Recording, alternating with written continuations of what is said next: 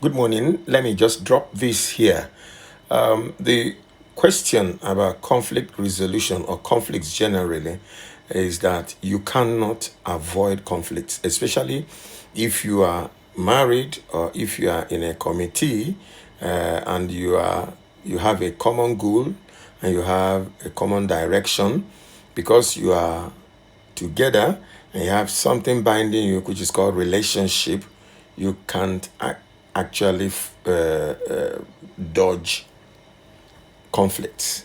You can't dodge conflict. So experts have started discussing over the decades how do we make the conflict to run to our own advantage, and that's what I'm just about to drop here.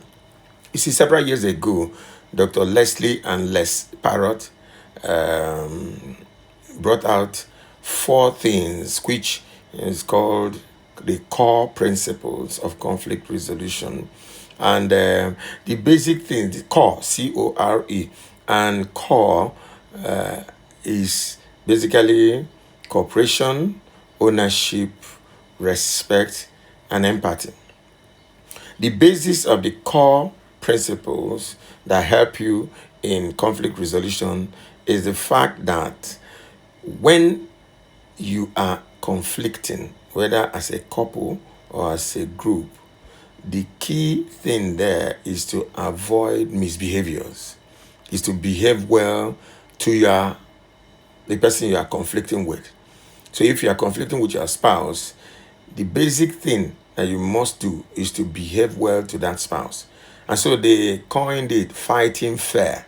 Fighting fair. In other words, if you are fighting, fight fair. I want you to remember that if you are conflicting with someone, it is actually not the cause of that conflict that makes you to separate or makes you to do something bad with that relationship. It's the behavior during that conflict. And that's what has been studied all over. And so they came out with these core principles, which I'm going to drop here. Core principles, CORE, cooperation, ownership, respect, and empathy. So when you are conflicting, make sure you remember the core principles, CORE. And C is cooperation. When you are conflicting, make sure you cooperate with the person you are conflicting with. That is your spouse, cooperate with that person. And don't say things like, as long you are the cause of this conflict. So as long as you continue doing what you are doing, well, I'll leave you to it. No. Cooperate with that person because that person couldn't have been conflicting alone. Nobody conflicts alone. Nobody conflicts alone. You have to conflict with somebody.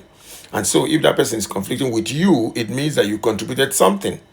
No matter how small the percentage is, you are contributing something to that conflict. And so make sure that you cooperate with that person to lay that conflict aside. So cooperation is one behavior that you should apply when conflicting with somebody during conflict resolution. Cooperate. Cooperate. Yes, two of us brought this conflict in and two of us will take it out. O is ownership. I want you to make sure that when you are conflicting, you own that conflict.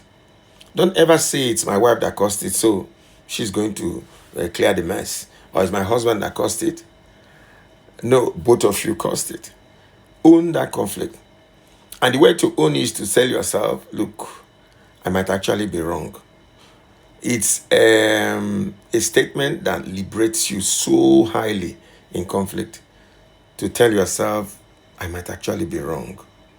If you are conflicting and you have the mind to actually tell yourself, I might actually be wrong, you are halfway to resolution. So ownership talks about owning that conflict, telling yourself, I'm part of the people that brought this conflict, and so I must make sure that I contribute my part to be able to make sure that we take this conflict out. So ownership is O. R is respect. One of the things that happen during conflict is disrespect. It's a major thing, disrespect. People tend to disrespect others. It is when a couple is conflicting, let's turn right and let's turn left might actually be the cause of the thing that resulted in the conflict. But oftentimes, one of them will tell the other person about the head. or about the face, or about the mother, or about the father, about their family. And when you enter into those areas, you are beginning to disrespect that person. Think of the snorting of the mouth and the curving of the nose and the eye movements and the non-verbal things that we do during conflict. So the principle here is that you need to respect your spouse, because after the conflict is over, the disrespect is remembered. And it's that disrespect that actually leads to the bad untowards destination. So make sure you respect your spouse during conflict. And then the E is empathy. Empathy. Make sure that you empathize with your partner. Empathize.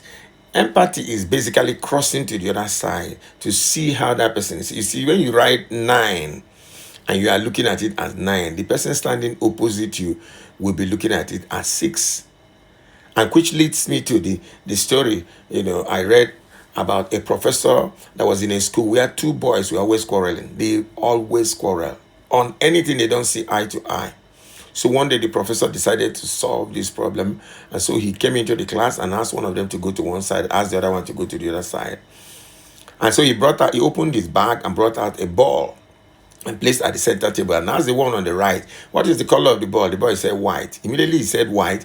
The one on the left started laughing and shouting, how could you say it's white? Everybody knows this ball is black and you are saying it's white. And the argument started and continued. But the professor did one thing. He turned the ball the other way. And immediately he turned the ball, both of them started laughing. Why were they laughing? Because the one that was seeing white now saw that the prof painted the other side black. And the one that was seeing black saw that the professor painted the other side white. And so they learned empathy. So, ladies and gentlemen, you cannot avoid learning about the core principles, CORE. Whenever a conflict comes, whether in a group or, we talk about the group dynamics, or whether as a couple or as a friend or somebody in relationship, remember the core principles. C, cooperation. O is ownership. R is respect. E is empathy. So when you apply these things, you'll find out that the pain of conflict will go. You will not disrespect your spouse, and you'll be able to come out of it laughing or even getting better in your relationship. This is Marriage Hot, powered by Family Colors.